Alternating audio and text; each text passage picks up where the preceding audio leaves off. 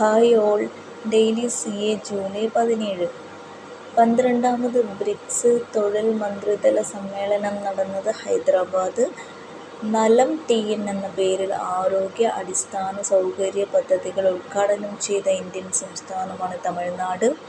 ഇംഗ്ലണ്ടിൽ ഇന്ത്യയ്ക്കായി ഏറ്റവും കൂടുതൽ ഏകദിന വിക്കറ്റുകൾ നേടിയ ബൗളറായി മാറിയത് ജസ്പ്രീത് ബുംറയാണ്.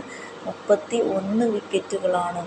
ഗുജറാത്തിലെ ഏത് വിഭവങ്ങൾക്കാണ് അടുത്തിടെ ഭൗമസൂചിക പദവി ലഭിച്ചത്? ഉഞ്ച ജീരകം, ഉഞ്ച പെരുംജീരകം.